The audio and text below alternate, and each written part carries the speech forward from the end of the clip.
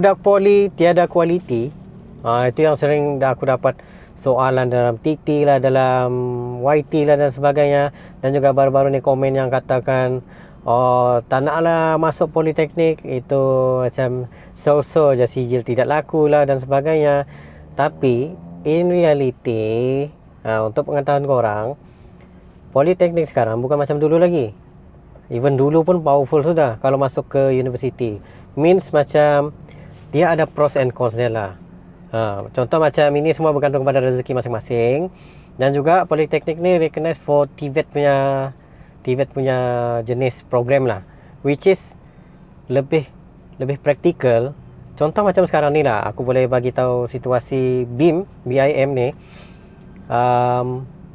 Aku lagi prefer kalau praktikal tu budak-budak daripada politeknik ataupun KKTM begitu, college yang betul-betul ada jurusan BIM, yang betul-betul memang pergi dengan bahagian tersebut. Berbanding aku ambil budak-budak fresh graduate daripada degree dan sebagainya yang ada skill degree, contoh macam degree in architecture saja, tetapi tidak ada skill daripada software Revit begitu. Maksudnya technical skill pergi kepada politeknik, tapi kalau in term of maybe design or management skill, ialah kita akan pergi kepada university students. Jadinya orang yang daripada politeknik ni, dia akan bawa satu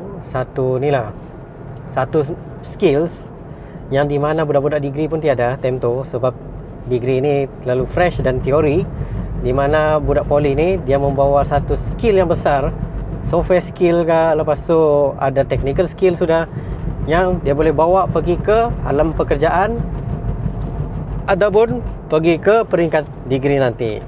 So dia ada dua advantages di situ. Dan orang kata macam, alah, buang masa lah politeknik 3 tahun 2 tahun begitu, kenapa tidak terus sambung degree kan? Ambil 1 tahun asasi, terus 3 tahun degree, lepas tu selesai dapat degree terus. Yes, boleh buat gitu. Tetapi quality bila fresh grade tu untuk cari kerja tu, itu akan jadi macam susah lah.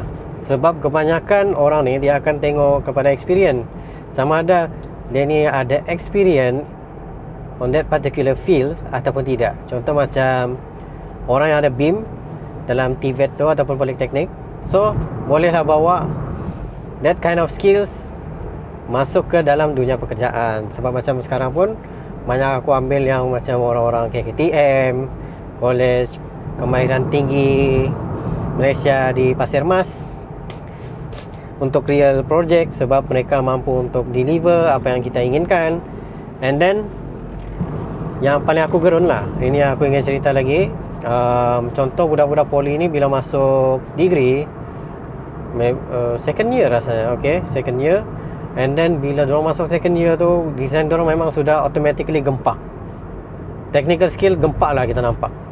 Tapi diorang ada satu mindset yang di mana diorang jadi rigid kerana terlalu technical. Tapi ada certain orang yang betul-betul tahu untuk bermain dengan design.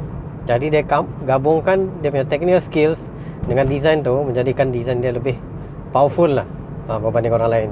Dan juga dia boleh jadi kiasu juga.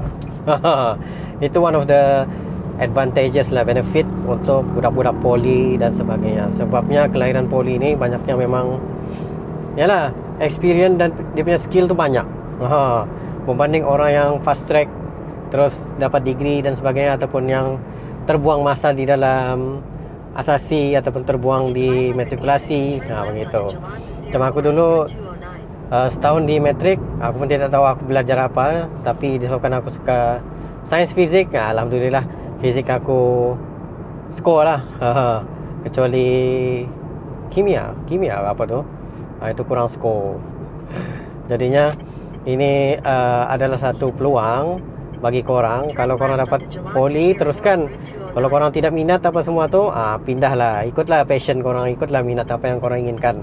Sebabnya kalau korang buat sesuatu yang korang tidak minat, nanti korang akan tersekat dan terbeban di sana sampai kesudah lah. Pastikan korang minat benda tu dan korang mampu untuk menjalankan minat tersebut. Gitu.